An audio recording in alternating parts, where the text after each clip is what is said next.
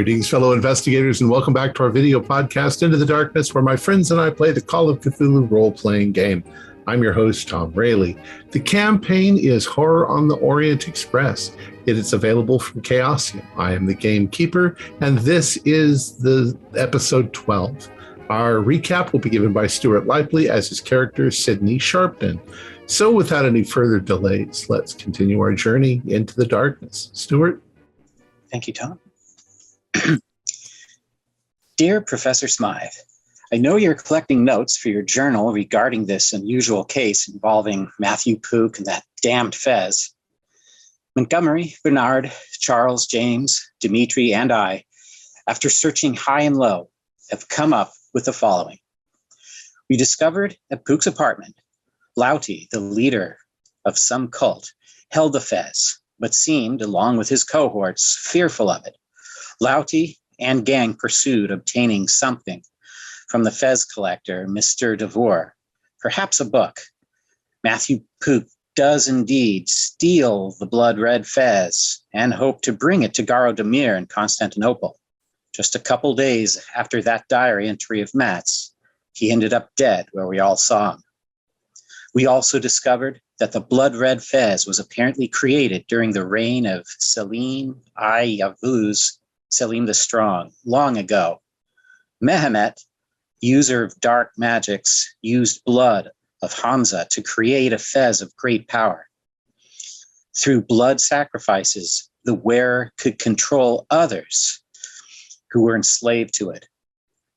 Warnings were added, though. Warnings that wearing the Fez will bring ruin to the wearer. Only those skilled in dark arts dare try to use such a thing. To find such knowledge and more, one must consult the book, The Whispering Fez.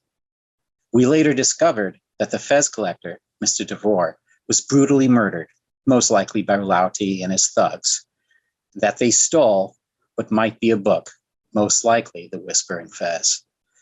In the original Persian, perhaps. Louty and thugs now are in possession of ticket passage aboard the Orient Express, scheduled to leave soon. Can we catch them? Dare we catch them?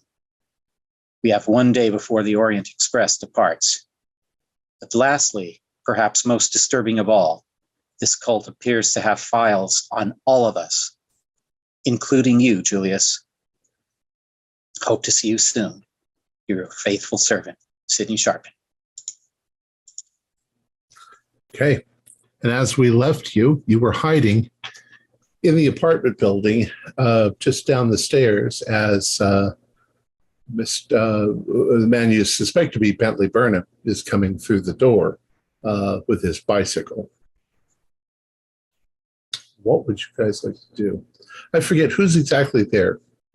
I am. Charles and I'm there as well with Bernard, I think. Bernard. Okay. Mm-hmm.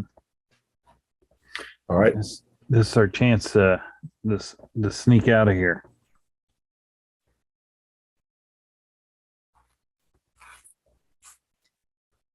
Yeah. So what you want to do?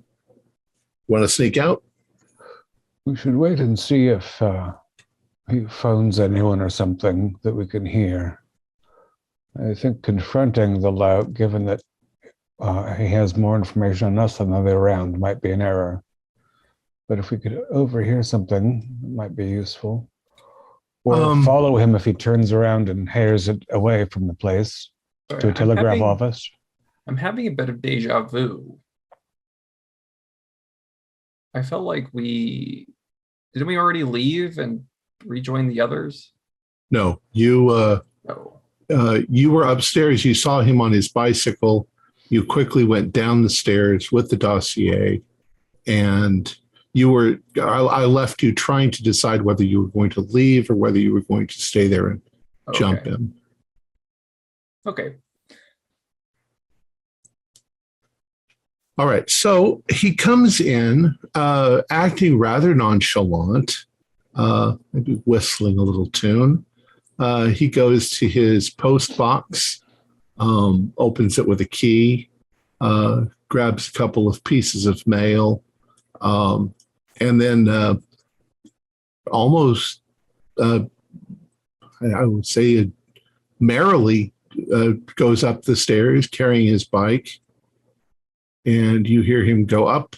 You can imagine him going across the floor and then opening up his door and closing it, and maybe a little bit of movement around in his room. Listening to his footsteps, it doesn't sound like he's suddenly like quickening his pace, like he noticed that someone had been in there. No. Now he's one floor up, so everything is very muffled. Right. I suppose we might as well depart. If he does notice that his place has been entered, he could leave in a hurry, and so attempting to sneak near his rooms might be we might be immediately discovered. It's disappointing, though. I'd like to know who he's in touch with and all that. Oh, I think that he got our names from Mr. Leeds, who got it from Matthew Pook during unfortunate interrogation. Well, how did Pook get our names? I've never met him before. Well, he called for Smythe. He called for Smythe. They might have been keeping an eye on Smythe's associates. Or if they're keeping a watch on his house and saw us come and go. Could have.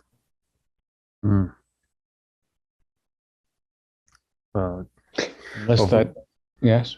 I was gonna say, if we're going to go, we should go now. I don't like being in this rundown neighborhood. I do have a picture of Mr. Bentley, since you saw him now.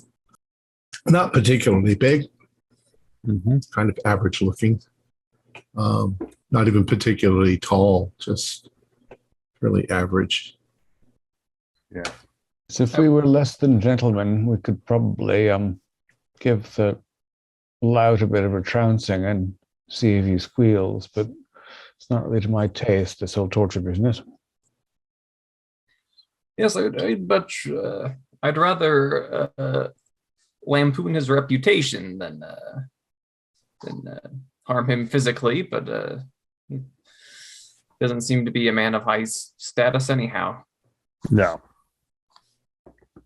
All right. So you decided to sneak out? Yep. You go quickly out, and you kind of avoid going across the front, since we know that's where his window we was. saw him come from. Yes. All right, and you go back to rejoin the others. As I recall, was it afternoon or early evening? I believe it was like 6 p.m. Yeah, it was evening. Yeah, it was evening because we were also using the cover of dark to get into that other house. There's a light dusting of snow on the ground, and it's cold out, so you guys all have your heavy coats and stuff. Tomorrow morning is when you will need to catch to leave London and head for Dover to take the ferry across to Calais, and from Calais to Chalon-sur-Marne to join with the Orient Express. And our knowledge about Louty going ahead, presumably with the Whispering Fez book, will he have had to wait for the same ferry, or is there already one train or more ahead of us, do we think? You don't know. The ferries are more frequent probably than the Orient Express, so you know that he bought tickets before the murder of Mr. DeVore. Yeah. Well, at least before we learned of it. Right. Perhaps we could go talk to the ticketing agency. They might have a name of when he purchased it. Not sure that they'll give you that kind of information. Even assuming, yes, it seems like a bit of an invasion of privacy, even assuming that he's using his own name. Keeper. Yes, sir. I have a question. Dmitri is a foreign exchange student. He's Russian. He's also from an incredibly wealthy family, wealthy line. What is the Russian society like in London? Is there a small hub? Well, it's still imperial London, imperial Russia right now. Yes. So yeah, you're all. I think that Tsar is related to the king. So there's high society Russians. So while the others were gone, after we had returned, Dimitri's been thinking to himself that this is a very dangerous business that we're getting into, and we're planning an extended trip on the Orient Express. The others were probably wise to tool up. Would Dmitri have contacts within this smaller Russian society group to acquire a shotgun? Oh, sure. Yeah. Okay. A shotgun for most people are going to consider a shotgun to be something country folk use all the time, rabbit hunting and everything else. And so it's not going to be that hard to find a shotgun.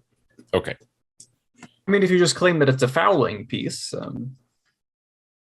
Right. In fact, it may be, right? I believe in London, you have to have a license. I mean, in Great Britain, you have to have a license. But you definitely do in the 1920s. We'll just say that the question never comes up in the diary. So all right, you get a shotgun. There you just go. want to clear that up. Taking such a lead, if I could find a little cudgel or blackjack, that would be very handy. Sure, not a problem. Here we go. James, put Assault that down everyone. before you shoot your eye out. Give me that. You're irresponsible.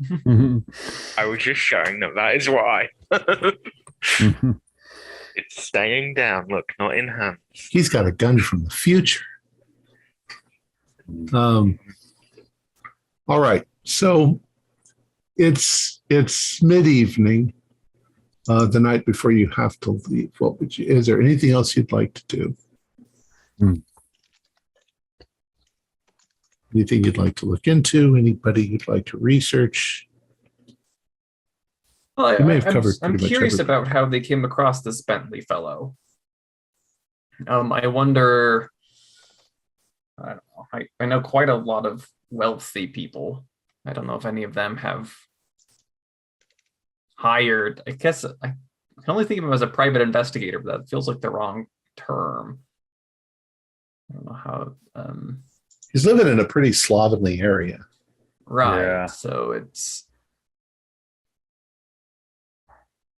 Though his suit would indicate that he has some money. I mean, at least enough for clothes. His apartment wasn't in disarray. It was fairly clean, but still in a shabby, dangerous neighborhood. I'm just trying to think of the type of person you'd hire in 1893 to, I guess, private investigator. But Yeah, I would say so. Maybe he lives in that area because that's where your contacts are in the underworld.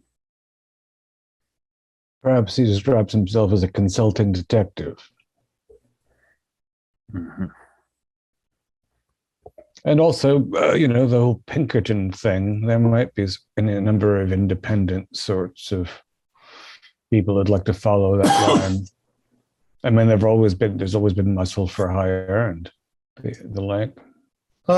what exactly did he get on us?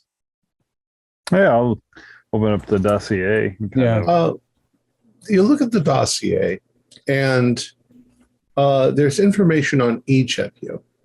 It would seem that he's got written lists of your activities, what you're doing, but it all seems to start the day after the Fez incident in Whitechapel. So he didn't start investigating you until the next day. Hmm. And anyone could have seen us all gather around. Yeah, with but the police doctor and such. our names. So who all was there? It was us, Professor Smythe, the landlady, Right. The and police. the doctor's in no shape to tell anyone. But the police showed up and talked to Professor Smythe, if I remember. So it could be someone in the police passed her name. Well, I can't imagine Yes, Professor and Smythe would though- have betrayed us. do a library. We'll call it that. Whoever wants to. Because it's not too hard to put together some of this. And he passes. Critical failure. Maybe it is too hard to put. Yeah, yeah. 94. Charles has had too much I- whiskey before he started. I got a 96 on any like. What'd you say, library? Yeah. I got an Come on. 84. I am clueless. Come on, Dimitri. Oh, no, I read that backwards. Yes, I made it by one. Standard success. Thank goodness. What it looks like is it starts with him being interested in all of you that were met with with Professor Smythe. And then he finds a lot of information on Professor Smythe because he's a professor at the university. So it's fairly easy. And then he starts looking into associates and finds you. And then he kind of drops Smythe because Smythe isn't doing anything. Smythe is staying there. You people have been going all over the place. And he has been either following you or having an associate follow you and report on what you were doing.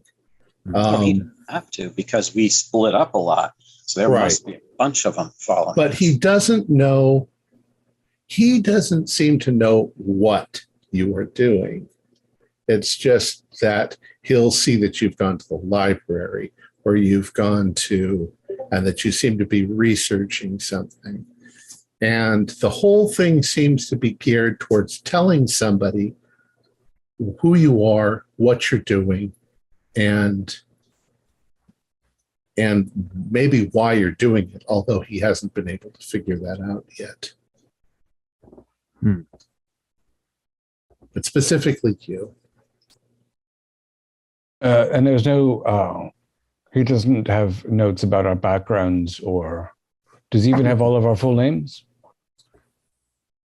I think in some case, yes, he does, because you guys are all affiliated with Smythe, and asking around, people will.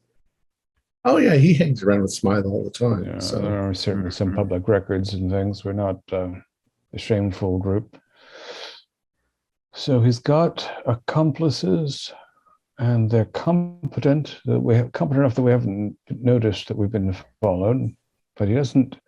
I guess the danger here is that we know that if he's had a chance to report this information, there'll be eyes out for us. well, it was in his suitcase, and it did seem like he was packing. Yeah. So perhaps he hasn't. Yes, unless he telegraphed ahead, there's some chance that he's now got little to report except what he remembers off the top of his head. It can't be that much. But yeah, if Well, he's packing, you think he was planning to take the ferry also? Wouldn't be at all surprised to see him. Mm-hmm.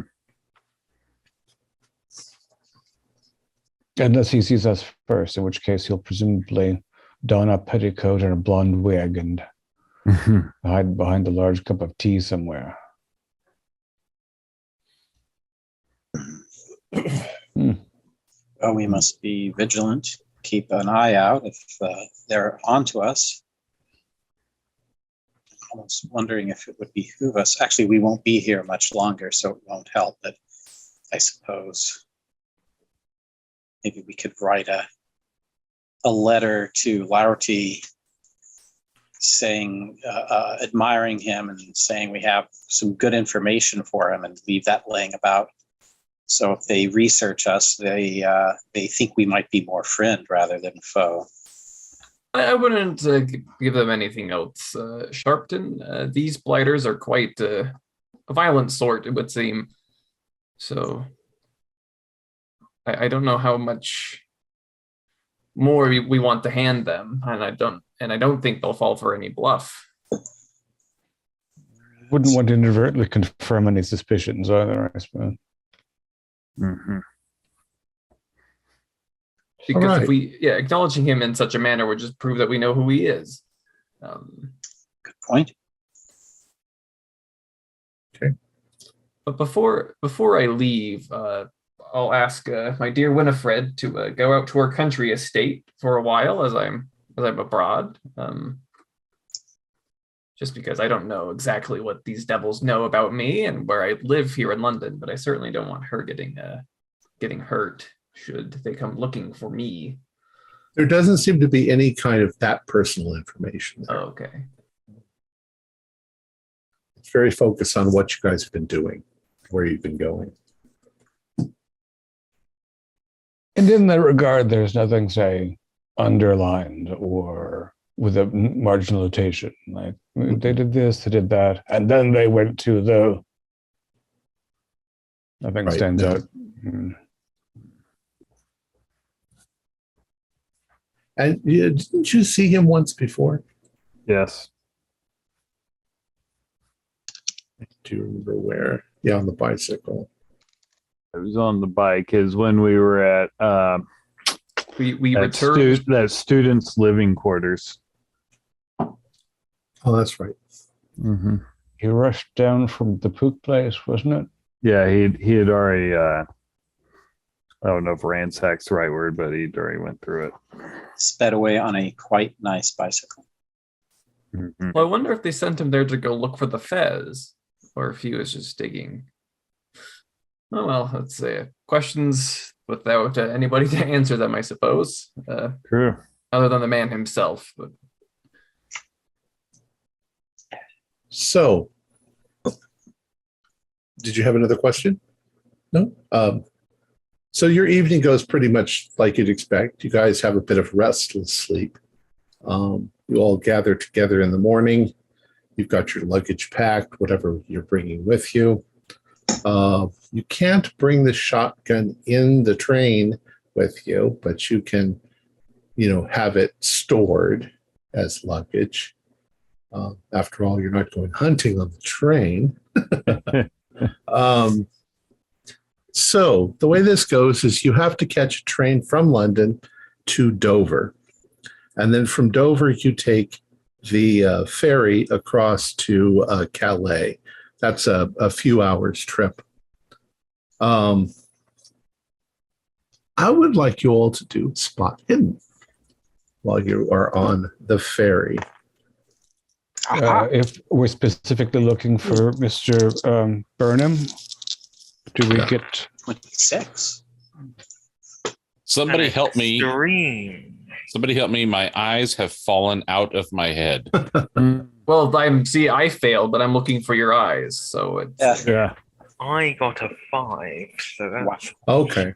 Dream. Well, I think My that's eyes. good because David was going to say to you get some specialty because you're actually actively looking for him. Mm-hmm. And what James realizes is that Burnham is indeed on the ferry and he is actively avoiding you so that you don't notice him. But with your eagle eyes, you spot him, going around the front of the ship as you're coming around a corner. So he knows you're on the ship. now I know, but he's And as far as he knows, you don't know who he is because he has no idea it was you who was in There's his some chance, actually, that he doesn't even recognize that his luggage was ransacked. I don't know. We'll look through it a second time. It's possible. I will relay what I saw to only one, because I don't. If we group up and he watches, he might. I don't know. I might have I will spotted. speak to Charles about it. If you got an extreme, you also spotted it. Oh, just a heart. Okay. I was helping look for Dimitri's eyes. Yes, I fear one of them has rolled off the side of the ship and into the channel. I'm sorry, Dimitri. Are you all okay? Oh, that beluga whale is bringing your eye back. Oh, good. Poke it back in. I was heard they were intelligent animals. So, given that you spotted him, James, do you think that he recognized it? Did he look back in with the rabbit's gaze of terror, or did you catch him by the side? No, I caught a glimpse of him. It seems as though he's avoiding us.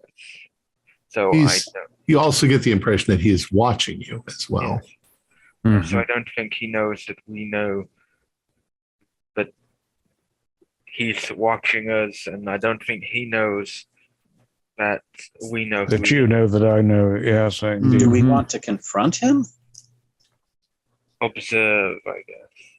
I think it's hard to observe one who's trying to observe you. What I recommend, I suppose, is that when we make the connection to the train, we purposely divide ourselves up and make some sort of program to go from the front of the train to the back in separate groups.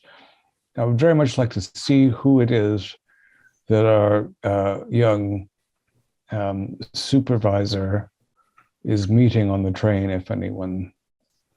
And if he's trying to watch all of us, but we're all in different places, it would be quite difficult for him. Mm-hmm. Exactly. Do the tickets that we've received already have a berth, etc., on them, or do you think we could arrange that when we meet up with the Express? They actually do. Now it's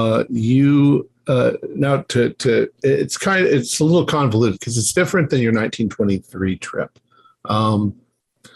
The Orient Express leaves Paris, okay, but you're not going to Paris. You're going to Chalon-sur-Marne, and you're going to meet the train. They will have a car for you that'll go from Calais to Chalon-sur-Marne that will then just attach to the Orient Express. So you will have the same car as the one that you have.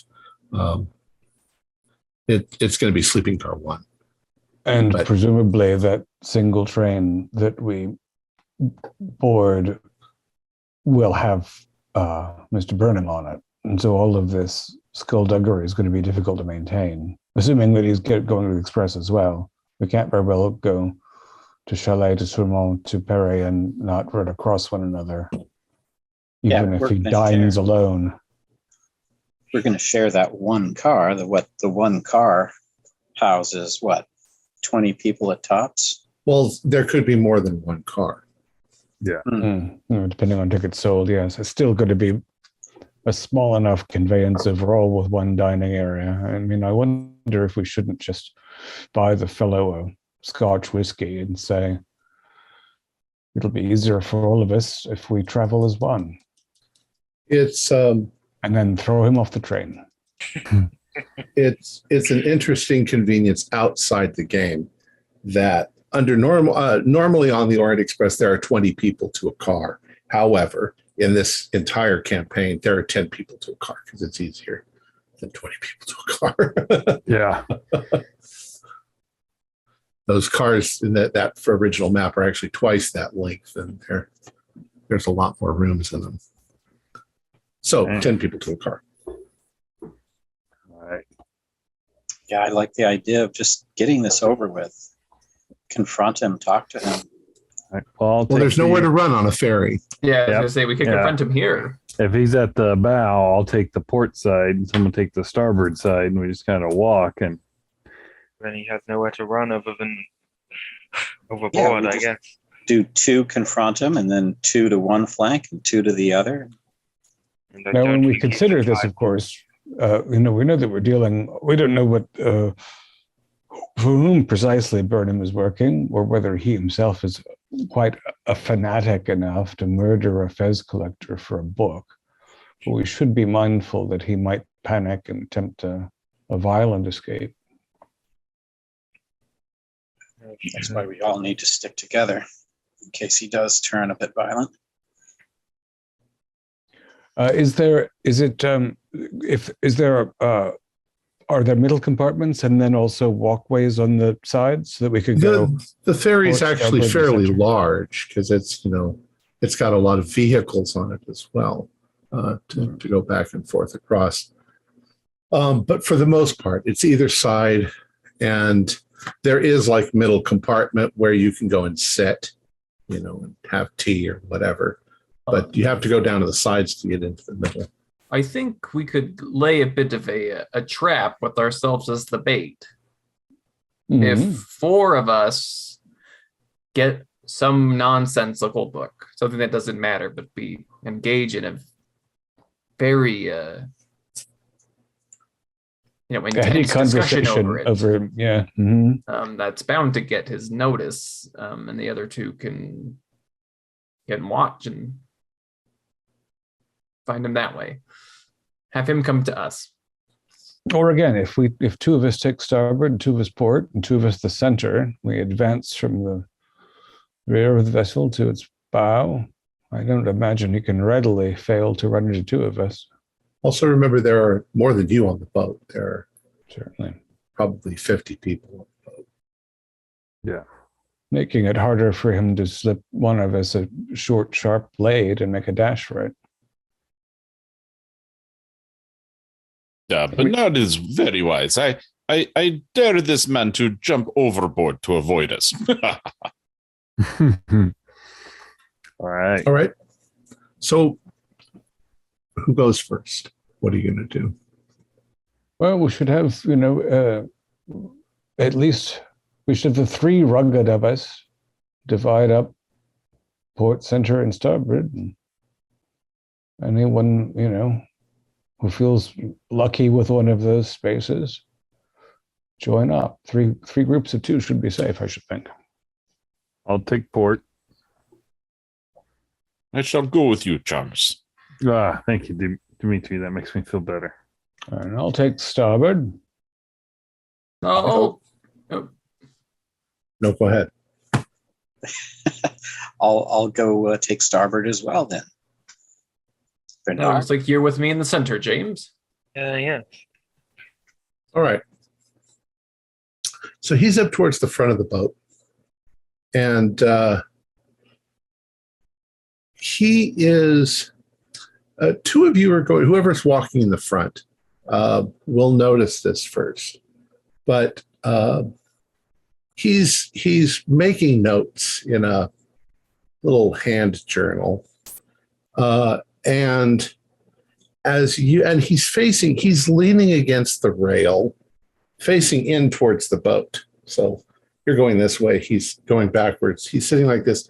And as he notices either one of you coming around the corner, he just sort of turns around, closes his book, puts it away, pulls his hat down like this in the hopes that he just looks like another passenger and tries to, blend into there's nowhere for him to blend in. But.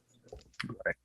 So as we broke into 3 pairs and went from the back of the boat toward the bow, we should roughly come up on that interesting display at the same time. Yeah, sure. We found him. I'll walk up to the rail, I guess, next to him. Pull out my pipe and say, "You don't happen to have a lighter, do you? Oh, Matches or something?" Sure. And he pops the lighter and lights your cigarette. Excuse me. And he starts to turn to walk away. But Dimitri is right there for him to physically bump into. Excuse me. Yeah. Hello, friend. Where are you going? And I'll hold on to him. You're big. He sort of cowers a little bit. And he says, excuse me, sir, if you don't mind, Very nice he to looks meet you, around. friend. he looks around at all of you, and this sort of look is like, oh shit, the chick is up, sort of comes over Dimitri's his very face. handsy. Arm around the shoulder, hand patting his tummy. I don't want any trouble. Well, that's good. That's very good. You have quite a habit of writing now, don't you? Well, that's my job. Oh, you don't look like a poet to me. No, I work for the Birmingham Daily Post. I'm a reporter. Do you suppose Matthew Pook was a subscriber to that publication? I don't know. I haven't seen Matthew Pook in a while. I was trying to get him to do some research for me, but he seems to be missing.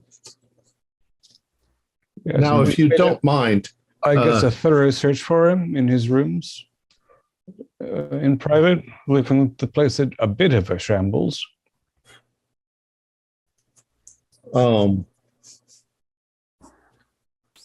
Shit.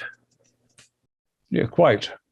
Let's have rather than trying to slip away, let's sit down and have a civilized conversation. You can cease lying to us, and we'll be reasonably frank with you as well.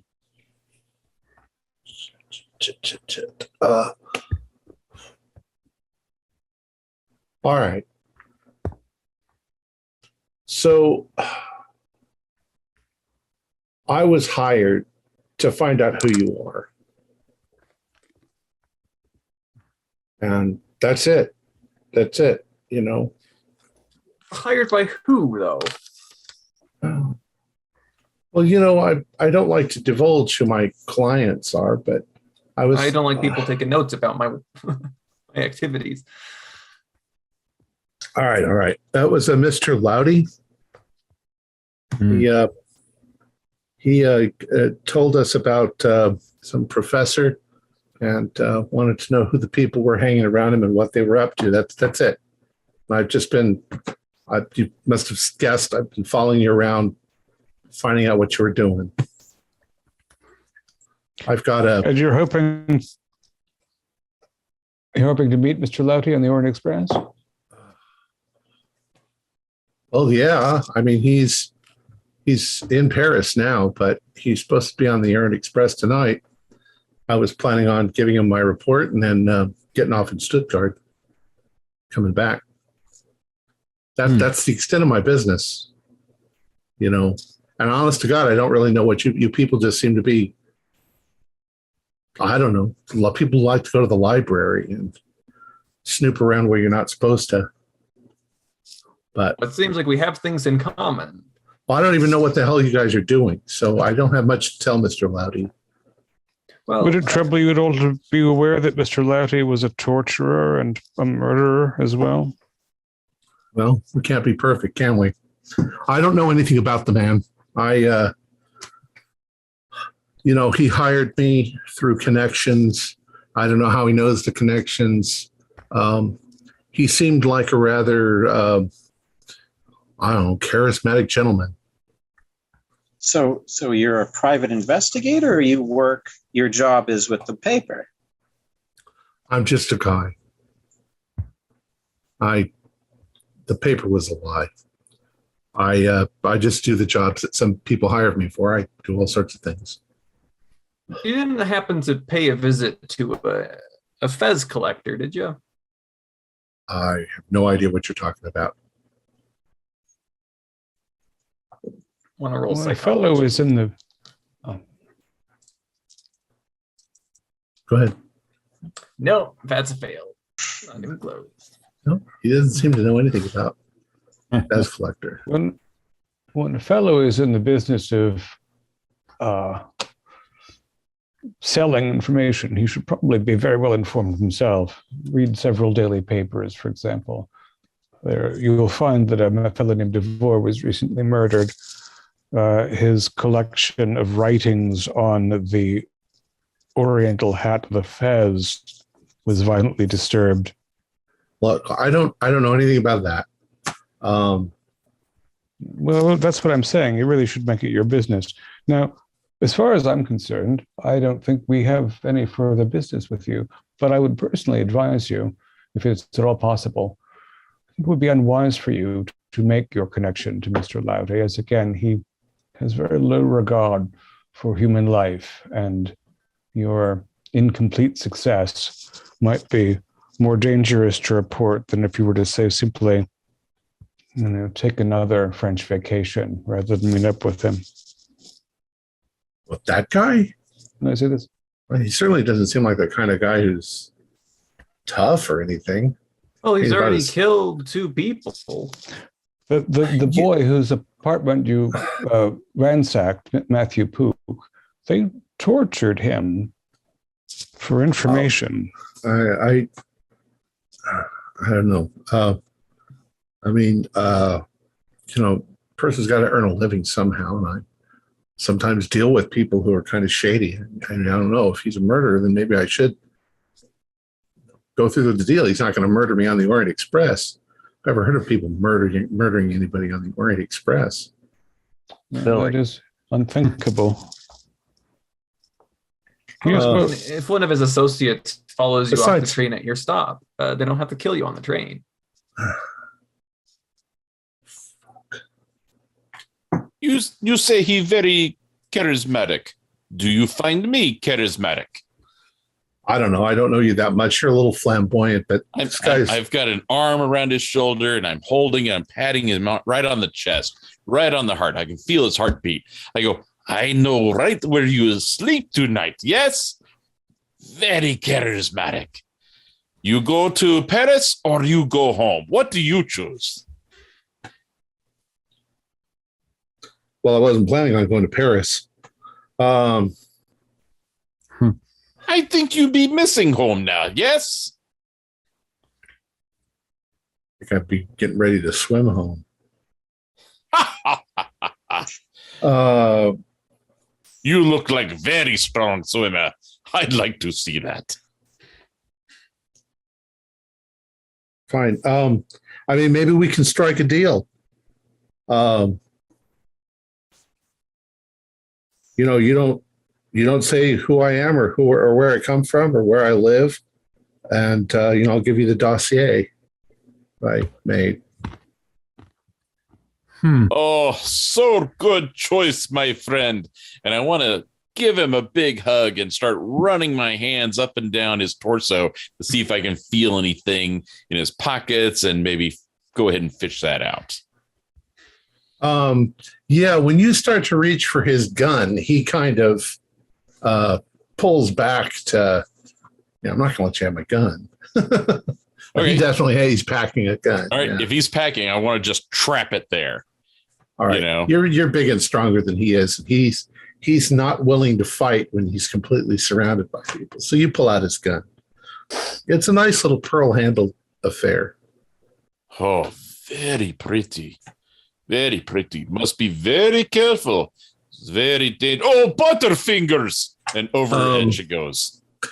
There are other people on board noticing now that you guys are kind of accosting this fella. Mm-hmm. You drop it over? I drop it. Oops. I'm so sorry. Shit. Very so sorry. No deal. My no fault. deal then. Fine, no deal. Okay. I can't afford this kind of shit. Well, So it's just about money. I'm already not getting paid half what I was going to get paid. So Mm-hmm. I just assume not have anything to do with it. It has the benefit as well that you won't be, brought up on charges and accomplice to the murder of Matthew Pook or. I didn't have anything to do with that. I don't even know there was a murder. And yet your association with Mr. Louty could look very, et cetera. So what are they going to? Or what are they going to hire arrest the people that sold him his cane and his cape? Arrest his tailor? Arrest everybody associated with the man? Everybody who bought him his little lapel flower and all that shit? when you associate with people who are associated as well with torture and murder, it's just Fine, what dangerous. whatever. Yeah. Whatever. Can I Well, go? we'll take the dossier. Fine. I It's mean, it's in my bag. yeah, we'll take the notebook in your pocket. The dossier is not in your bag, silly lad. He tosses the thing to you. And it's basically got things.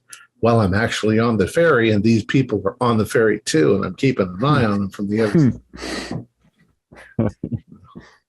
And of course, there's nothing in his bag. What the fuck? Where's my? I swear to God, it was in there. Shit! Did I leave it? Did I leave it in my room? I'm going to meet very dangerous people without what they want. That's not wise. You were lucky. So you guys gonna let him slunk away? Yes, with a kiss on each cheek. So Russian. All right. So he slinks away to the far end of the ship, cursing himself. In all You guys want honesty, to talk about it, or do you want to go on? Yeah. In all honesty, I think we helped the fellow get out of a business he wasn't well suited for. I think Agreed. you should get into velocipede racing or something. Yeah. I mean, if he goes and canvasses that room and can't even find the receipt for his own hiring, that's You should thank us. We probably saved his life dealing with those people. Yes, we probably did. Quite possible. So, I onward. think we made new friend. Yeah. Yes, of I think course. the least we could do is pay for the fellow's ticket back. Yeah, I was almost thinking along those lines. Yeah. Forward some money to a location we can entice him to actually go home. Give him a little compensation. I don't mind giving him a little bit. You can call it the Pearl Handled Fund. All right. So you arrive in Calais, and there's a little bit of a wait while you're waiting for the sleeper cars to be to get underway for Chalon-sur-Marne. You eventually get on board, and you are in car number 1, which we'll go over where you guys are. You're going to be in. Let's see, I do have it on here somewhere. You're going to be in 1, 2, and 3. So, since you did buy the tickets ahead of time, you are assigned. Montgomery and Bernard are in 1. Sydney and Charles are in 2, and Dimitri and James are in 3. Also, there are a lot of other passengers, so all of the rooms it's packed. Some people everybody looks wealthy because you can't ride on the Orient Express if you're not wealthy. Dimitri, do a spot hidden roll. And the rest of you also do spot hidden rolls, but for a different reason. I have a standard success, but I can make it hard if I need to. No, standard success works. I have a regular success, 1 shy of a hard. I have a hard success, which is saying something because I'm not the biggest spotter. I have no success. I have an extreme 006. Ooh. I have no success. I'll give it to the extreme. Sydney, as you guys are you're assigned, you're getting onto the train. And it's going to be leaving in, a few minutes. Sydney, you glance over, and coming out of the telegraph office is Mr. Bentley. And he seems looking around warily, probably to see if you guys are around. But he has sent a telegram to somebody. Oh, yes. And but he is not getting on the train. Yeah, he sent a telegram, guys.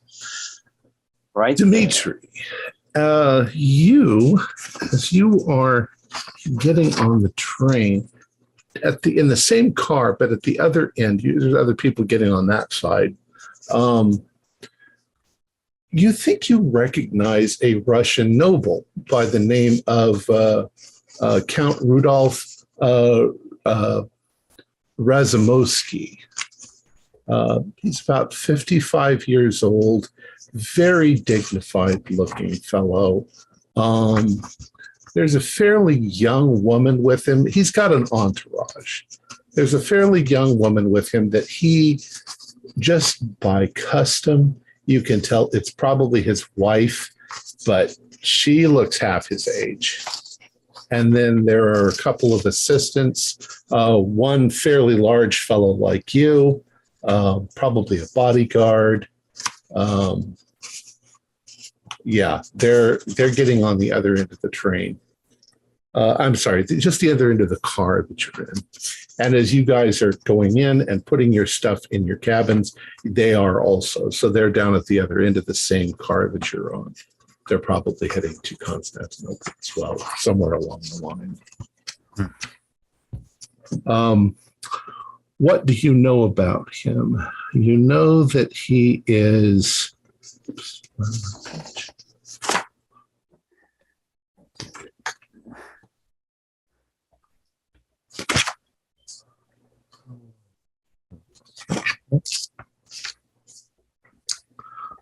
you know that he is, uses the term autocrat.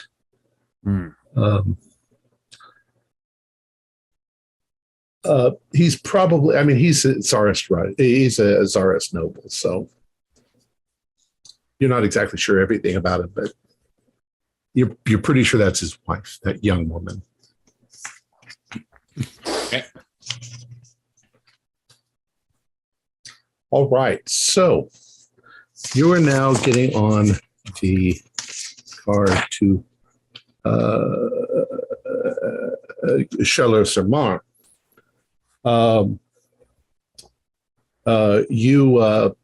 That travels to Chaleur-sur-Marne, and as it's going, it's getting evening, and you are fed. So there's dinner served on the Chaleur-sur-Marne car. It doesn't connect in Chaleur-sur-Marne until 10:35 p.m. So around 10:35, you pull into the station, and your car is attached to the Orient Express. And the next stop is going to be Strasbourg, which you'll arrive in Strasbourg at 3:43 a.m. in the morning. So it's 10:26 now. All right. So we'll just say the layout's fairly similar to your 1923 car. There is a restaurant, there is a salon, a lounge, and various people about. You don't really have to do spot hiddens because there's not that many places. You can't really hide. Mm-hmm. As you move towards the lounge, you've put your stuff away. You've moved into the lounge to take maybe evening drink. Recognize there's the Count and his wife and a number of assistants. There's definitely a man over in the corner who looks like he's probably a bodyguard. There are a couple of elderly ladies. There are a couple of other people. And there is a young woman sitting at a table, and across from her is sitting a very flamboyant-looking gentleman. He has a cape and a cane. He's laughing rather loudly as he's speaking with her, and he is wearing a fez on his head. You notice a couple of other people in the car also wearing fezzes that look like They look like they could be thugs. But I would like you to do a spot hidden if you are looking carefully. Ooh, extreme. Nice.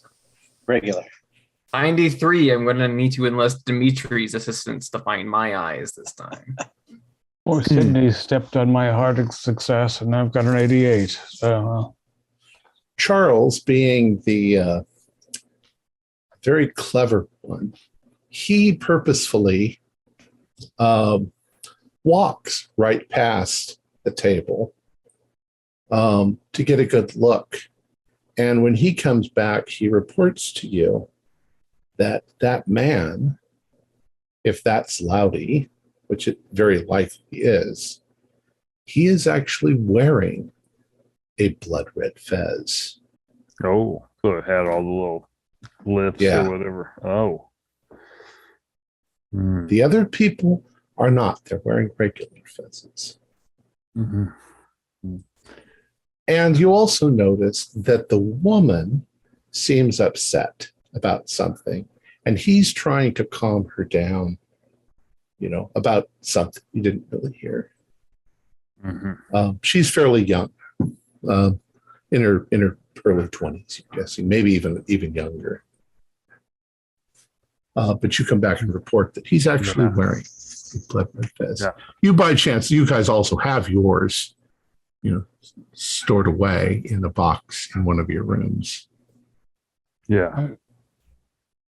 I did not There are think that multiples of them. I did not realize that more than one of the damn things existed, and now he's got the Maybe they were making a guide. new one. Possibly. There Yeah. were notes as if they were copying something when they had poor Pook. So Yeah, maybe. taking very, very great care to say this very quietly into ourselves. Oh, yes. Not in the lounge car with all the best people. But it was said that the Fez made long ago would control those enslaved to it. I wonder if they made a new Blood Red Fez, if it would then control those who would be enslaved to that. It might be a separate Didn't process. some of the notes talk about how one could also control the Fez if you had right strength, right control, proper ritual? Yes. Yeah. The stolen text specifically. The Whispering Fez. It's interesting, though, if he's having difficulty controlling the woman, despite having the Blood Red Fez, perhaps he hasn't learned its secrets yet, or Maybe she's not enslaved to it. I think there was the line saying that those who are enslaved to it would be controlled. I'm wondering what does it take to become enslaved by the Fez? I thought that I understood that it was the wearer himself that would be eventually servant to the Blood Red Fez while he used it to control others. Something And- else of significance. He's had a couple of opportunities to see you, Mm-hmm. and he doesn't know who you are. Obviously, because he didn't get the dossier. Or a picture. Yeah. I wonder what He could have gotten a oh. telegram saying that we're on the train and that we took all of his stuff. He could have. Yeah. it's, without the dossier, he might have had a limited capacity to remember all of our names, only so much space for description. Although you'd think the fellow would be looking around with suspicion had he received such a telegram. Maybe it was sent to, it probably would be sent to the train. Maybe he's merely supremely confident. I wonder what room he's staying in. Or cabin. Whatever. This is what he looks like. Mm-hmm. It's like trouble. What a fantastic mustache. Mm. So Do you make any attempt to sort of overhear? Yeah, that might be a good It's idea. a little hard, but I'll try to get a bit closer, maybe. Yeah, I'll go with you, James. Maybe we can get a drink. We can get a drink, have a fake chat. Yeah. Mhm. all right. So as you go by, do a listen roll. Oh God, 98. Oh God, 78. We're too engrossed in our own fake conversation. We don't. Well, they're not being particularly loud. What you get out of that is you can see that she's teary-eyed. She's upset about something. And you also get the impression that she's a newlywed and that something may be wrong with her husband. And the only thing you get from Loudy is that he's trying to reassure her that everything's going to be okay. But Loudy has this shyster sort of feel to it, like a charlatan who's trying to dupe her. They're not sitting with the Russians, are they? The count? No. Okay. So the woman is not the Russian's wife. Right. Okay. No, the Russian is sitting down a little ways with his wife. They're having a late dinner. They're smoking. You can do a psychology roll when you look down at that table.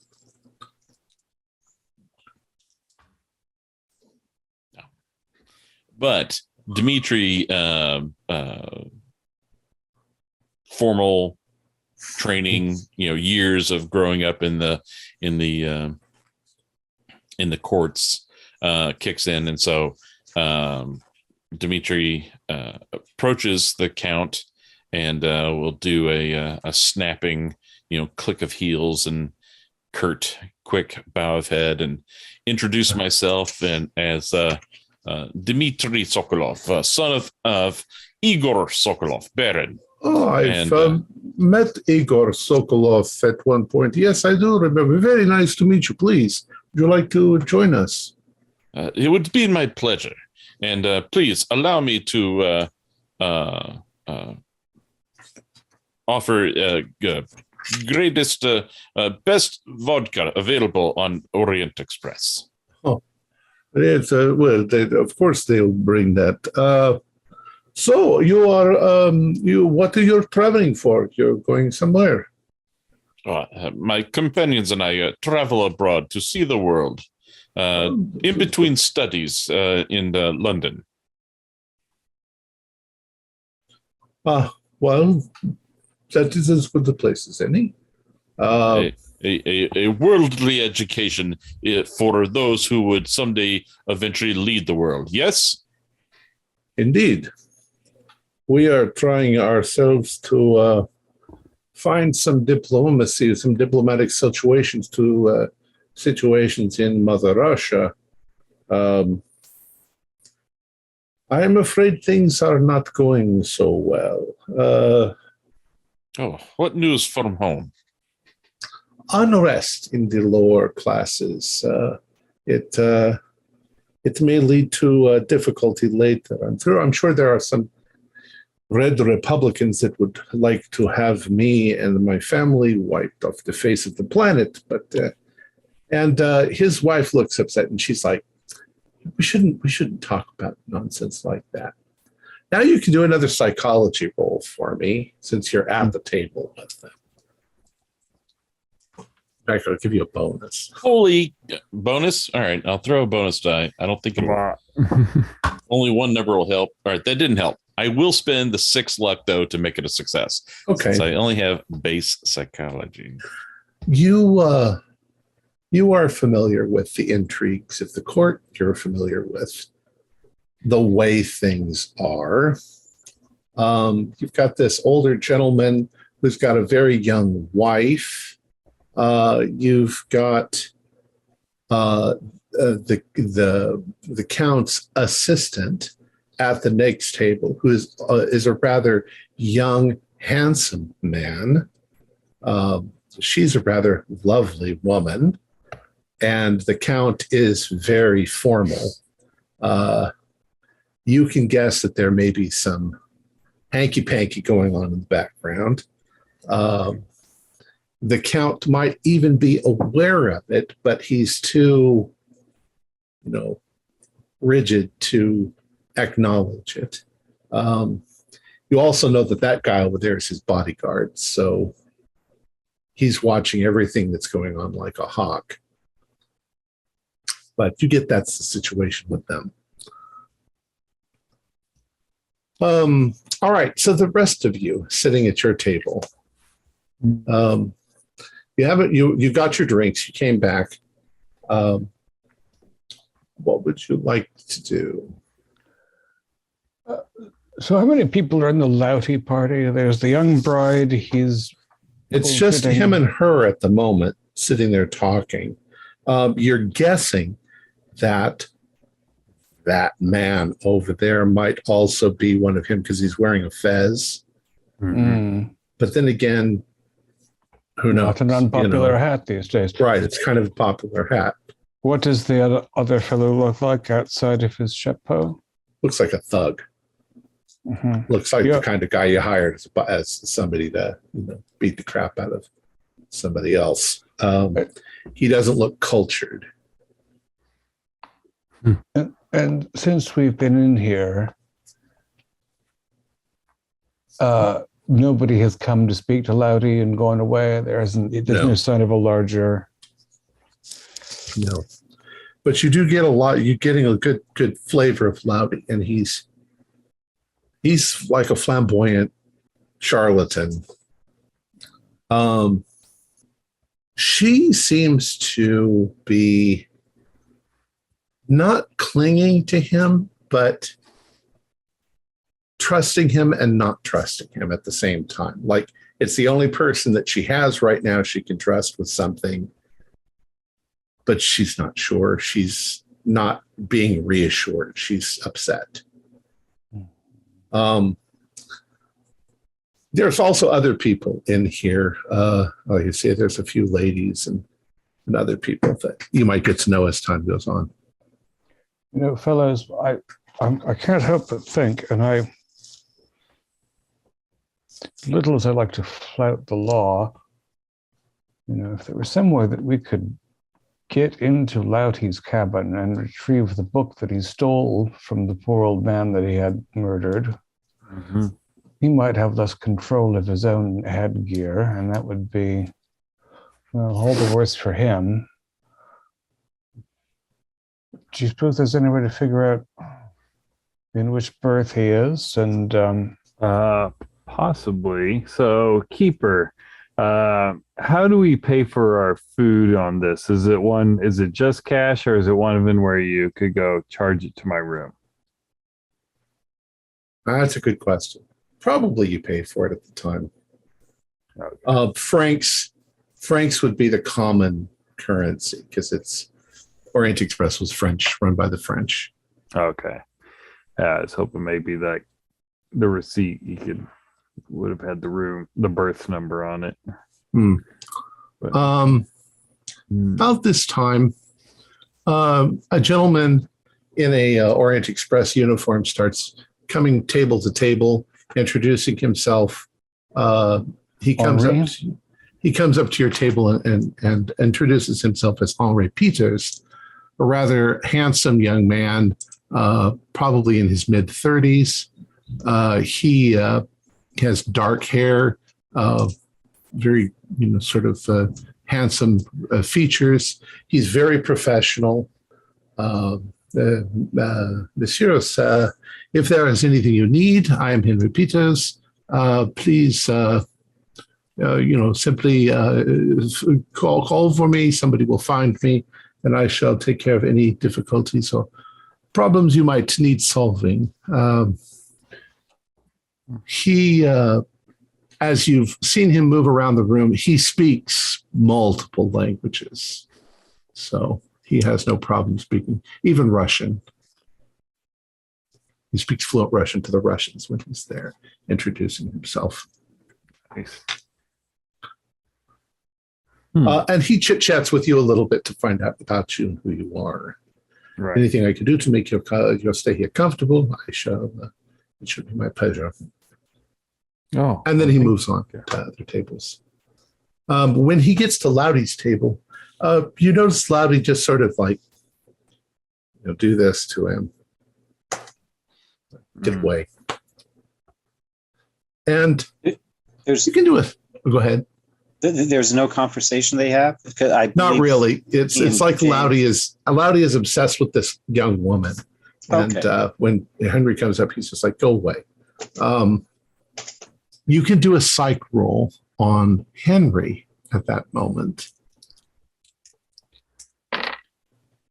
No, 7. That's better than my Success. I can spend a point to make it. No. You get the distinct impression that Henry is not impressed with Mr. Loudy. Nah, he is not polite. He is not friendly. He is not worth the time. So he moves on. However, he did seem a little concerned for the woman. He seems upset, but if he's shushed off, then he shushes off. So you've got Henry Peters somewhere on the. So Sydney and I continues a low conversation with James with another drink, as close as we can reasonably get to Louty's table. Do another listen.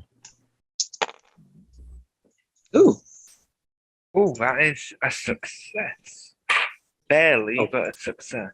good. I barely missed it, so I'll let yours Okay. ride. Yeah, James, she's upset because something has happened to her husband. They're newlyweds. They've just been married, and now her husband is ill in the cabin, and he won't take off that damned hat.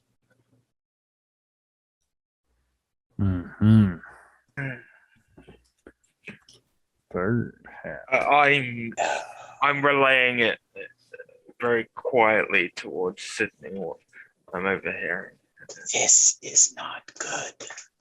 No, it isn't. Sounds like a Pook special. Maybe we should tell the others now. I think you're right.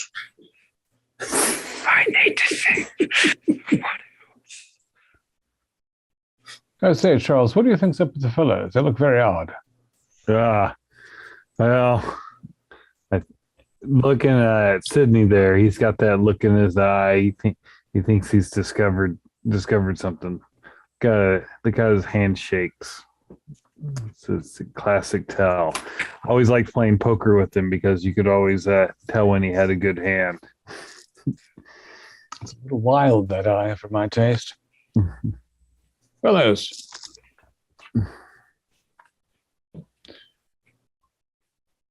So I guess we'll just casually go over to the others.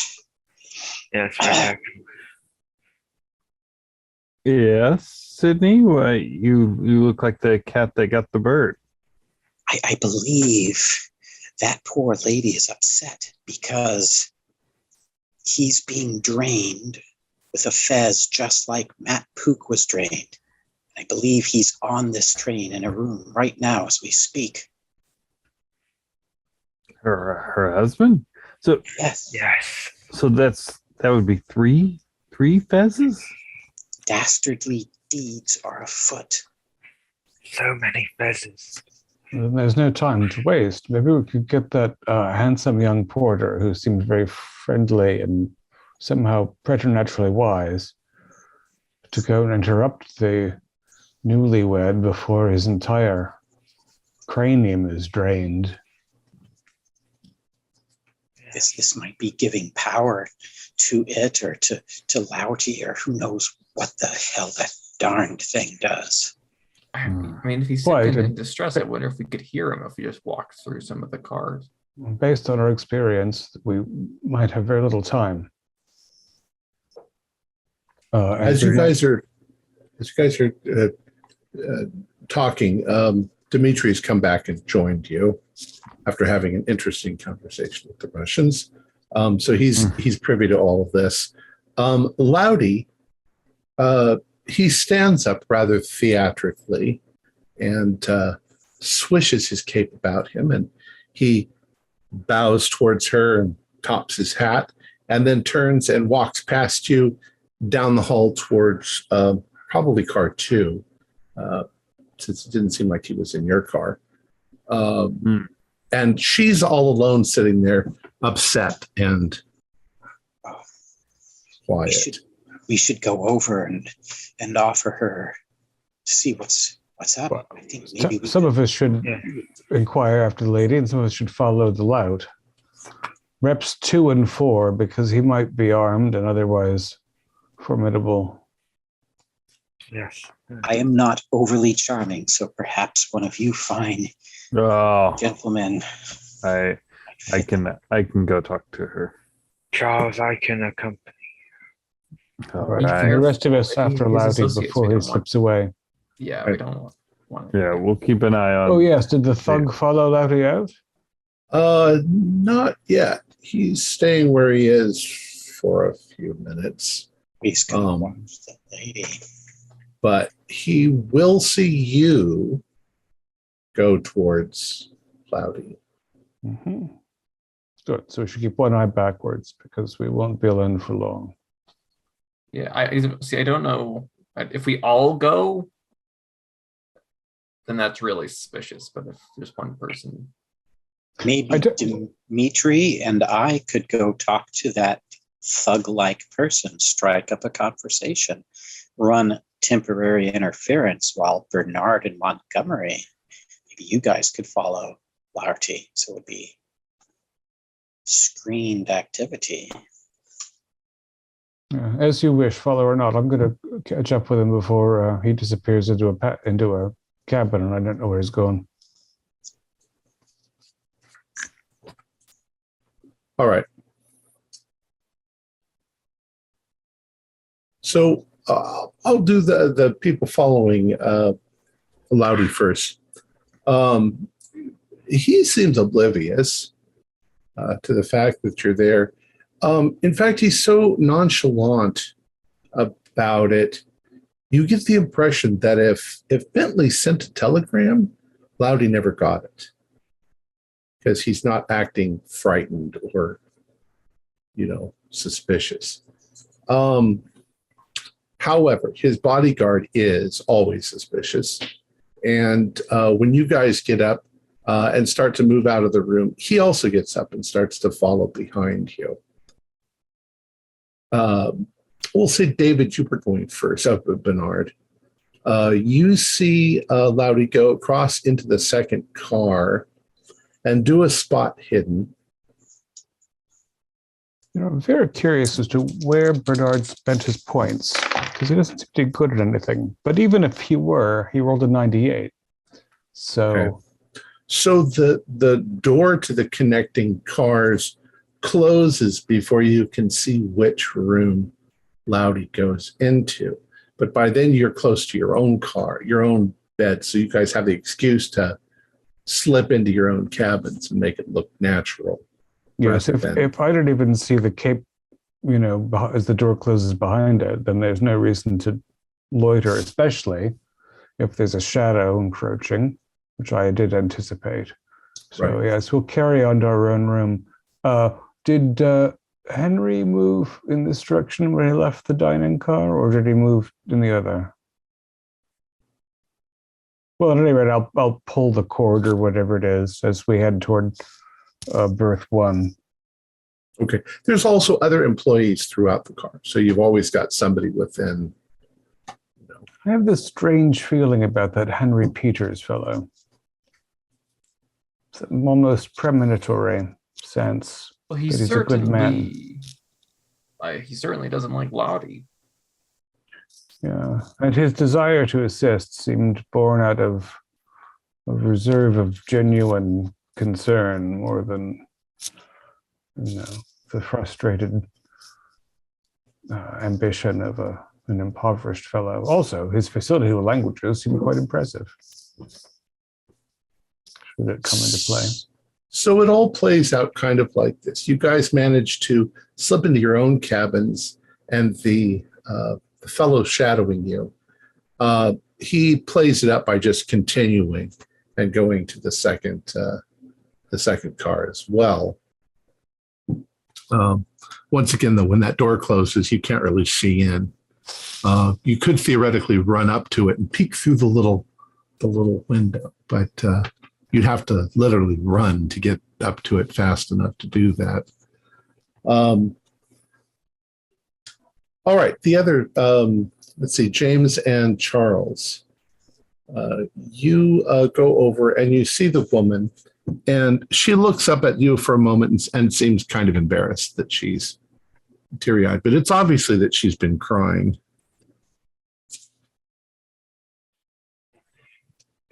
Mr. Sleepy Charles. That's you, Keith. Sorry, I was thinking and I was going to talk, and then I was on mute.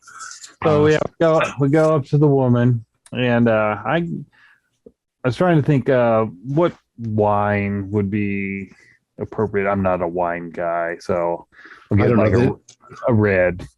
The cellar on the train isn't very large. It's right. Just hard to get to because it's under. Order a nice red wine. Red wine. All right. So I'll bring over a red wine to her, and come over and is like, Marjorie. I'm sorry. Did you want this booth or? Oh no. I saw that you were troubled, and I hate to see a woman in distress. Oh, I'm sorry. It's nothing. Is it a hat? Why would you say that? My friend and I might have dealt with this issue before. A friend of ours had contact with the gentleman that was sitting at the booth with you. Mr. Loudy? Yes. Yes. Well, I mean, is he any good? He's supposed to be a spiritualist. My fool of a husband was so interested in the occult, and they met in Paris, and now he's very ill.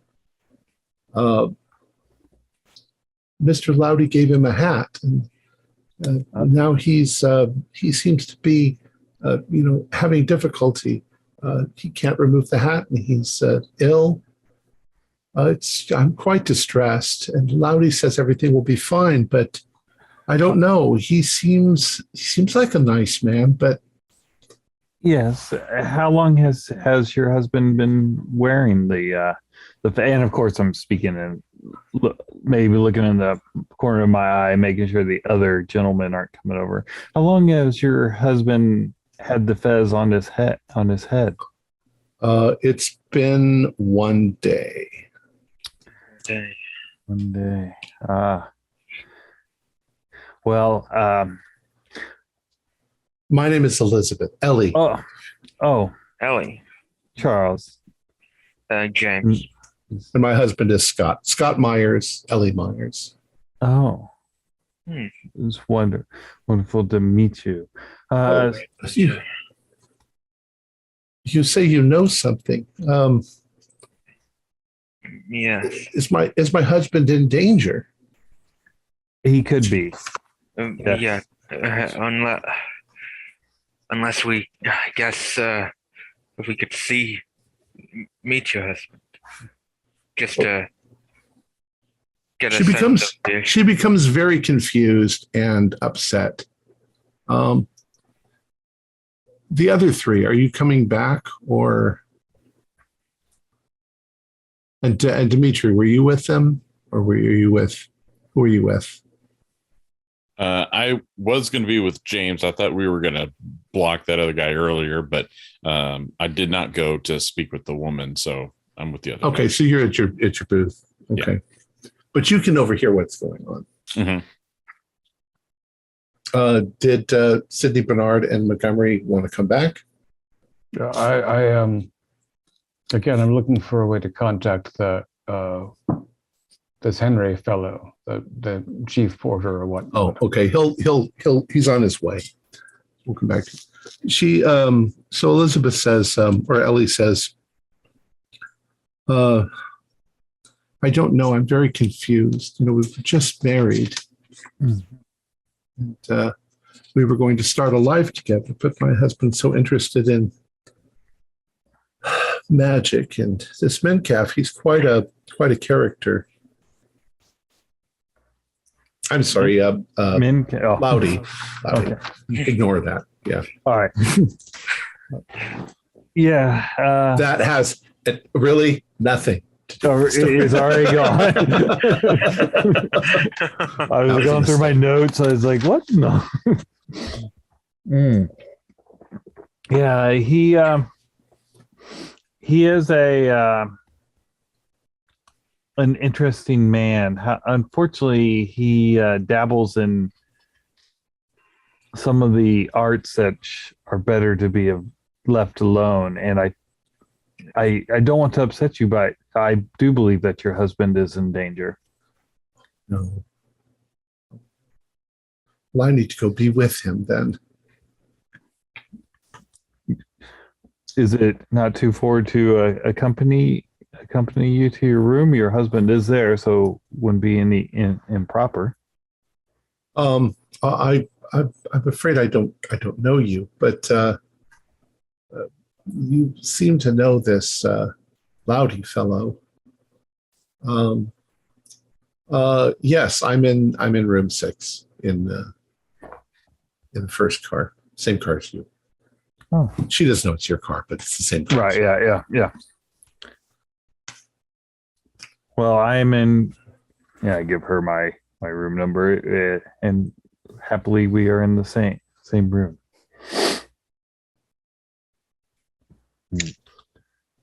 Perhaps later. It's very late. I'm very tired.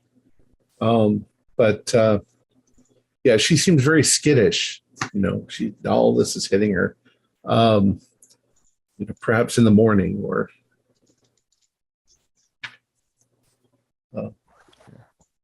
I need to go. And so she gets, please excuse me. So she excuses herself and walks away. Dimitri, you see her walk by rather quickly and upset. And by this time, Henry has arrived to Bernard's room. Oui, monsieur. Henry is here. What can I do for you? My good man, I'm sorry to trouble you with a story that I fear will seem a bit abstruse, if not eccentric. The young bride in the dining car just then. Miss Myers, yes. If you say so very well. I have every reason to fear that her husband is in grave danger. It will be easy enough to disprove my peculiar theory, if in fact I'm mistaken. I believe that if you enter the room and find the young man, he'll be wan, cold, perhaps sweaty, and that he'll have a dark red fez on his head that it will need perhaps a surgery to remove. We just left a man in London who died as a result of wearing the same sort of hat procured by the same fellow, that Louty, who's also on board. And as odd as it seems, I sense in you a somewhat preternatural sensitivity, even a sort of, well, you know the French term déjà vu. I feel as though I've met you before and I can trust you more than I would normally. At any rate, you can write me off as an eccentric if you will. If you knock at the door and they don't give you admittance, that'll be the end of it. But if you can go inside and see to the young man, it might well save his life. Monsieur, he looks extremely confused by this wild, almost incoherent to him tale. He doesn't understand what you're talking about, really, but he says, I'll check on him. And as he steps out, he sees Elizabeth Myers coming, and he's like, Madam Myers, I've been told your husband is ill. Is that the case? And she's like, yes, he is very ill. Is it, do you want me to fetch a doctor? Is it contagious? She says, I don't know. These gentlemen seem to believe that he's in some sort of danger from that Louty fellow. Anyways, she says, I don't want to cause any trouble, but she goes into her room, and he turns back and he looks at you, and he's got a look of concern on his face. Now, sort of the rest of you are sort of converging on the spot.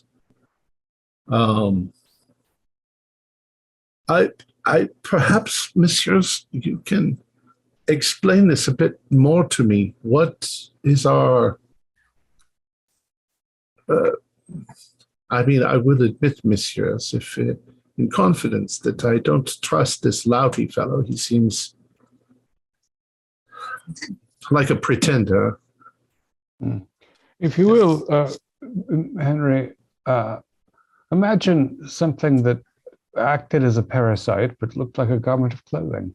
Imagine if they were mimicked a ring, the way some sort of spiders mimic other creatures or the like. We fear that this Louty is dealing in some sort of living, extremely dangerous living thing that he uses to injure others. You saw how predatory he seemed with the young bride as well. There was a fellow in London, another young man who came into contact with this Louty, who became sick and died. And now we're here on this train, and we see that this Louty fellow has encountered another young man who is now ill, and we fear a similar result. Think of it. This kind of trouble on my train. Are you saying that this Louty is accused of murder? I can report to I can have him removed from the train by the authorities when we arrive. Well, perhaps if you intervene with the young fellow's illness and danger, you'll have cause to believe that Louty should be detained. He's not under any suspicion at the moment. After all, imagine if you shipped an anaconda to someone and didn't leave a return address. It wouldn't be as though the authorities would chase you onto a train. All of a sudden, the Myers door opens, and Elizabeth Myers comes halfway out the doors, and she says, "Oh, please, there's something terribly wrong." And you all move over to the door.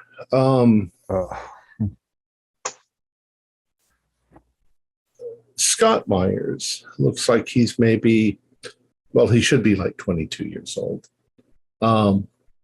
He's not like in Pook's state. He's definitely looks very pale, like he's ill. He has a Blood Red Fez on his head, which, like the other, has knitted itself to his skin. He's laying there and he's delirious, and he's rolling back and forth and saying things that they make no sense. It just sounds like gibberish. And she's extremely upset. She doesn't know what to do. Well, please, is there anything you can do? Who put that hat on him?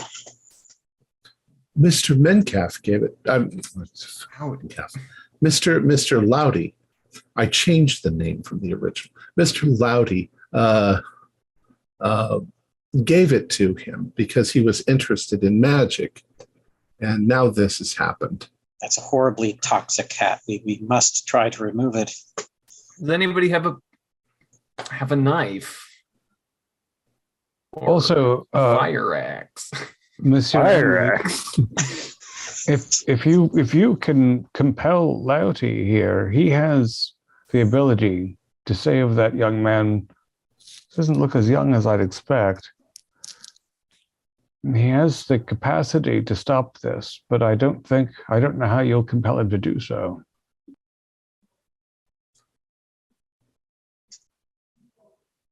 Everyone do a spot hidden. Is Henri with us? Yes. I want to. 6. No. A Regular. regular. I rolled an Regular. 87. Regular. I want to grab Henri by the lapels and say, "Quick, man, get knife from kitchen quickly." Oui, monsieur. So he goes. Cindy, you got a thumbs up.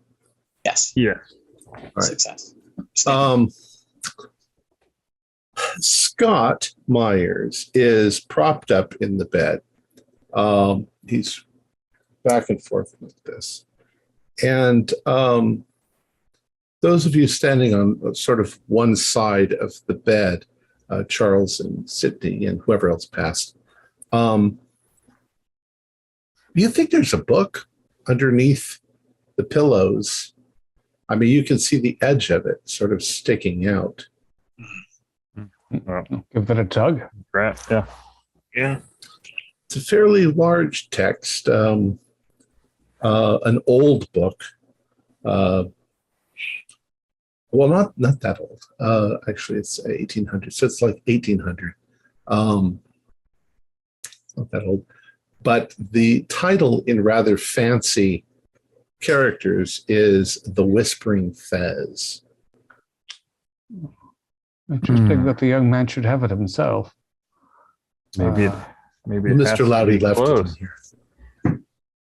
Yes. Well, quickly, let's flip through it and see if we can find some sort of Yeah. Is there antidote like to this assault. a table? It's entirely written in Persian. Yeah. Henri, come back. I Who speak all the languages? No. I speak Arabic. That's about. I can understand Arabic. Do you speak Arabic? Yeah, I speak Arabic. Yeah. Okay. That's my speciality in this. So- So a lot of the characters are somewhat familiar to you, but the language isn't. So it's the equivalent of like trying to read Turkish with English letters. Yeah. That you don't get it. However, I mean, you've got the book. Henry comes back with a knife, and he doesn't read Persian. That's not one of his. Do you know a member of the train staff who does? I can check, monsieur, but it's not something we don't usually get Persians on board the train. Turkish sometimes, yes. Many of us speak Turkish. Do we have that knife? Turkish won't help. Who has the book? Who's looking at it? I think Was thumbing through it. I think I was.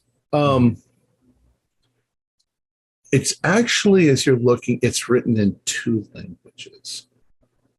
Persian seems to be in the front. Towards the back, there seems to be a language that you've never seen before. You've never seen such weird characters or anything like it. In any case, you have it. Those of you who are in the room, it's not unlike you know that Mr. Myers is experiencing something bizarre. You're also afraid to touch the hat because of your experience before.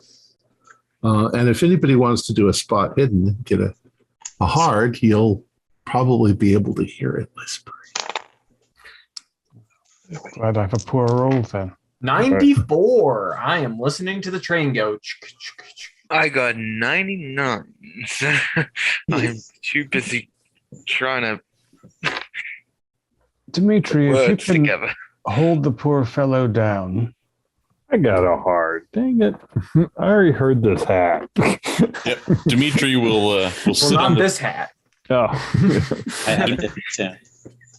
Dimitri will sit on the bed next to Charles, and not Charles. Is that his name?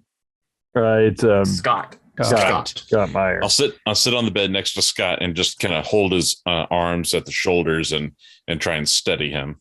You know, I have a bit of first aid knowledge. I'll wrap something around my hand to grip the fez so that it doesn't contact me and see if there's any effect of trying to separate that knit tissue of his forehead from the brim of the cap. You must step away, my lady, please. As I'll you get a bath towel too to help because head wounds bleed, so I'll be ready to help the man. as you try to insert the knife somewhat between the hat and the flesh,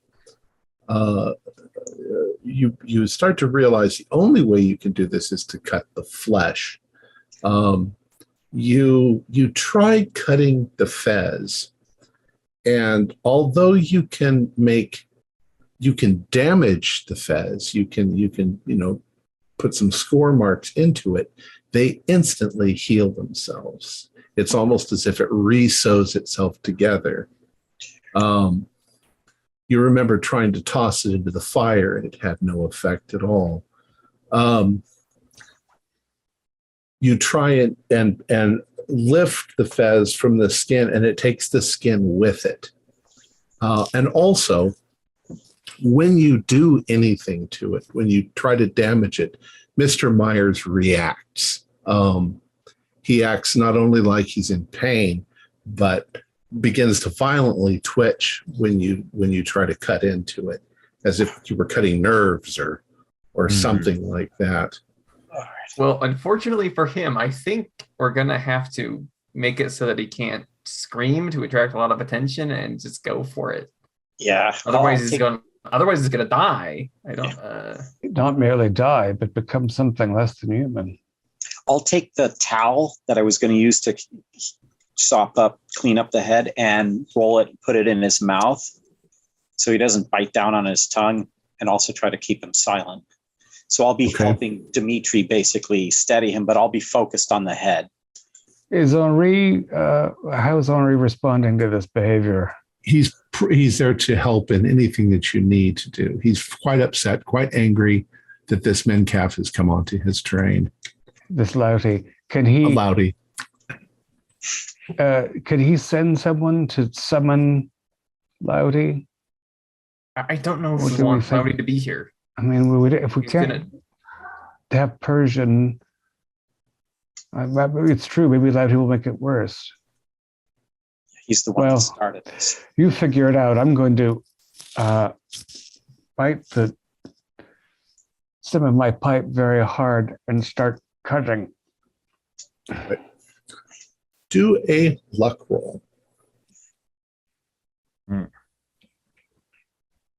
Feel as though I should be rolling Scott Myers' luck.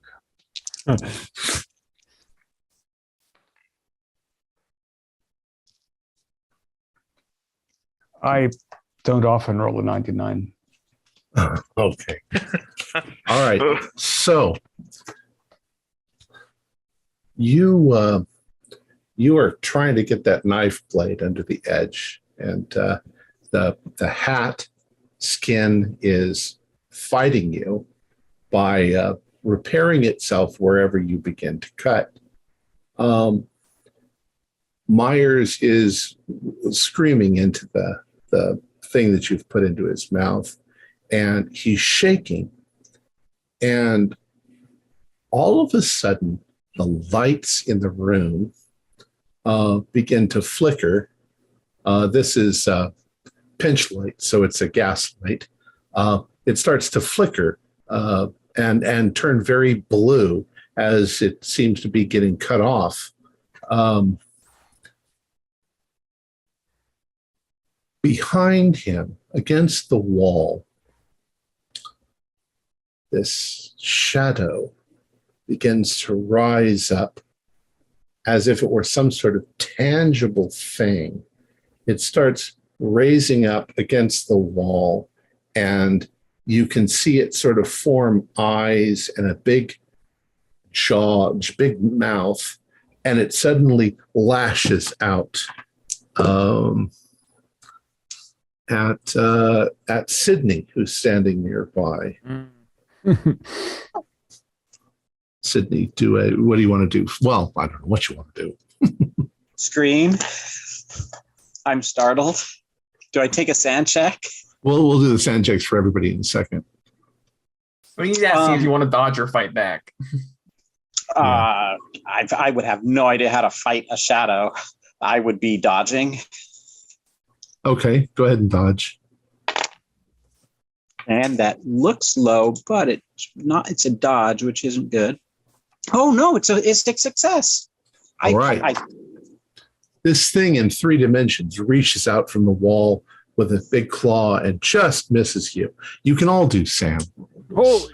As Sydney sort of falls to the ground. Pass. 62 is a pass. That is a fail. Succeeded. 02 is a pass. Nice. If you pass, take 1 damage. If you fail, do a 1d4. Mrs. Myers screams and runs from the room. And this thing continues. It's going to attack. The lights are almost out. Everything's got a kind of bluish glow to it. Not until I pull my lighter out. You're going to pull your lighter out? Yep. All right. So we'll call that an attack. Go ahead and attack. Oh, my brawl is base. Yeah, 89 now. Okay. Well, I got a 99. So it definitely reacts. It's not a very bright light, though. So it makes motions, and the light on your lighter flickers. Meanwhile, it's going to lash out again at Bernard. Because he's trying to cut the thing off. Yes, well, I think given that I wasn't even aware of it until it flashed out the first time, as I was focused on trying not to murder the young man, as I see it swing again, I'm going to use the same knife and attempt to fend it off. Defend it off? Yes. All right. Certainly I'm better with a gun than I am without, but 24 is the narrowest success. I got an 11. So Wow. that's hard. It slashes out at you. We'll say that in addition to knocking the knife away from you, it's going to do 2 points of damage, sort of slashing across you, and probably throws you back and spreads its arms out as the room begins to get darker. Anybody else? I am Dimitri, holding on to Scott, will physically dive for the floor, taking Scott with me, and I'm going to try and drive him into the floor and then protectively get over onto his back and keep him out of the way of the combat. Right. Please do a dexterity roll. I have a great dex, and I almost failed that. So it is a success, Okay. but just barely.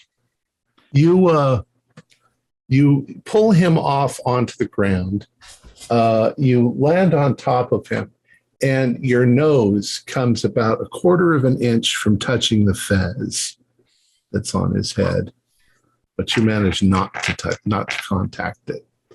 What else? I'm gonna go up to the. You said the pitch lights were fading down, Right. and I was thinking, oh, well, I'll turn the gas up on it because they're gas lights, right? And so I'm gonna try and drop more gas to the flame.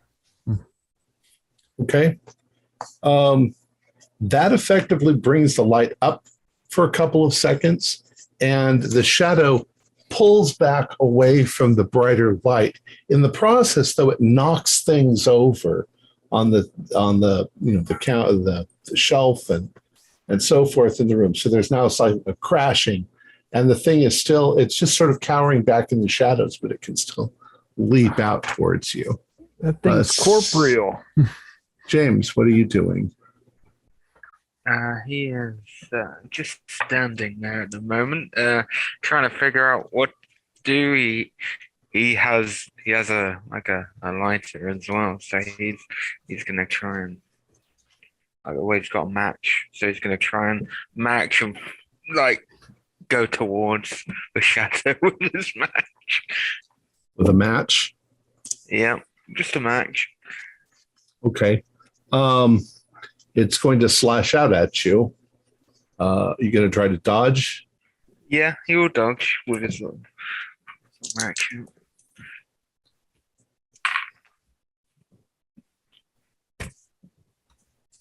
Yeah, 89. Which is a fail. It is also going to lash out at you, knock the light from your hand, and it's going to do 1 point of damage to you. And these are visible wounds. You are bleeding where it's scratched at you. Does the lighter, because these are the old lighters, does the lighter stay on? It's not like slid across the floor and lighting the curtains on fire, is it? Well, it was a match. No, it was a match. Okay. Yeah. Yeah. We need to get it out into the light. Is the shadow coming from the fez, or is just in the room? It's in the room now. Yeah. I mean, it's not, it seemed to be coming from where he was laying, and now it's attacking, but now it's visibly moving around. Okay. Henri, bring light.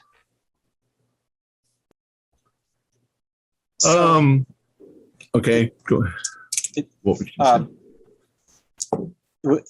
say? Is it possible? Actually, no, I'm in the middle of the room. I can't really be running down the hall.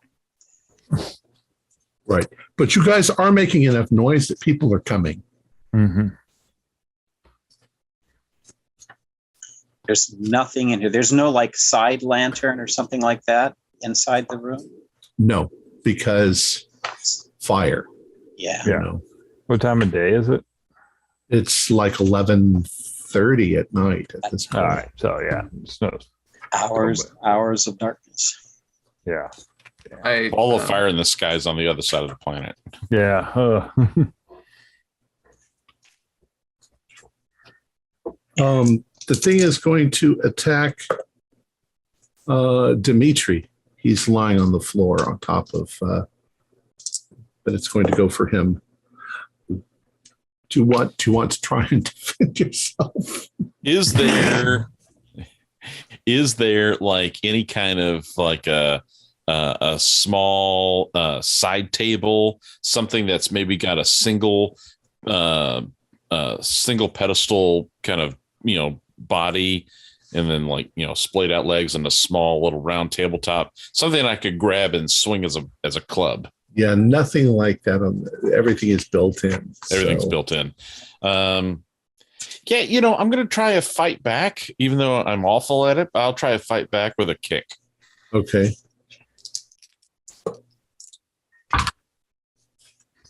Rock on. I will spend the 1 luck to make it a hard success. Okay. I got a 9. Frack. Your foot goes right into this thing as if there's nothing there. But when it does, your foot is suddenly grabbed. Something's got a hold of your grab. And as the shadow moves, you are pulled across the room and sort of flung against the wall.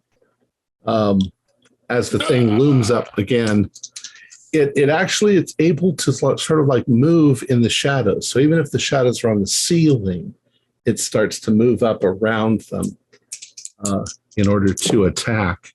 It is going to attack. It's going to attack James again. I get he's gonna dodge. Okay, go ahead. Barely a success, but still a success. Barely one though. Okay. I seem to be, keep rolling very good rolls. I got a 19. So once again, it's only going to do 1 point of damage. So you guys are dodging it as it's going. Are there like lanterns or candles or anything? Nope, not any lights. They wouldn't risk the fire. So, well, these bastards.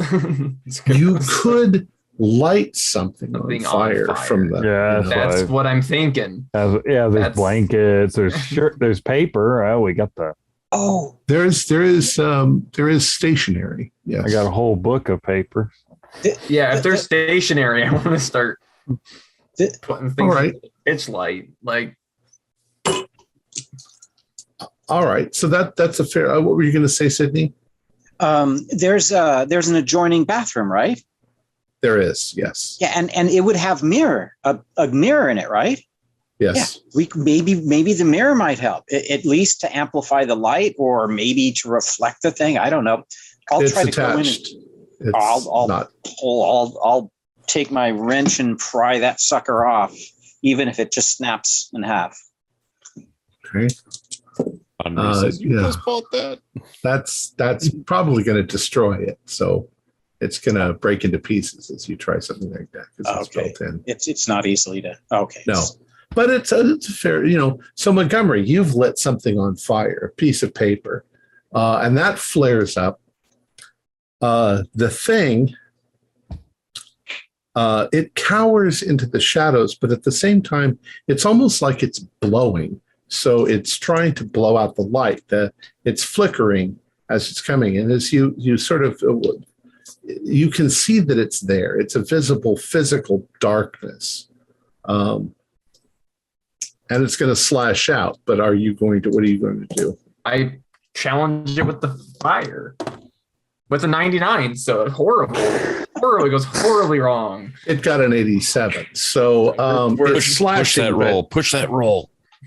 I'm not pushing a roll when I have fire in my hand and we're on a wooden train. What it does instead is it seems to sort of slither almost like liquid onto the floor.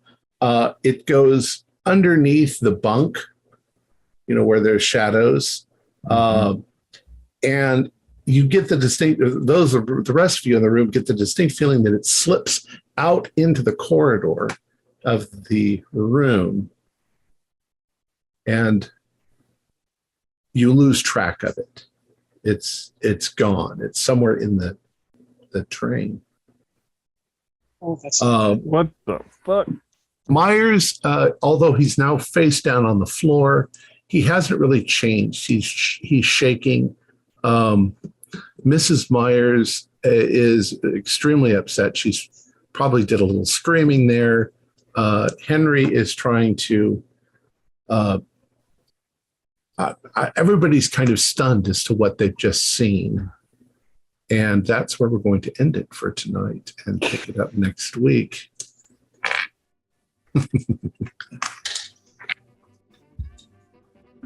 Right. Our players included Morgan Llewellyn, David Gasaway, Stuart Lively, Keith Craig, Josh Harwood, and John Hook, with yours truly as Keeper of the Secrets. We have a Discord server where you can chat with our other members. You can set up private games. You can learn the finer arts of gameplay and game mastering. We provide audio-only versions of our shows free for you to download from Podbean or iTunes. If you'd like to support our show, please visit our Patreon account. Just $1 a month helps us a lot. Like, share, and subscribe to our channel and punch the bell icon for updates on our latest shows, and leave us some comments. We enjoy reading them and answering any questions you might have. This is Tom Rayleigh, together with all the members of our gaming club, inviting you to journey with us once again into the darkness for another adventure into the universe of H.P. Lovecraft and the Call of Cthulhu role-playing game. Until next time, good luck, good gaming.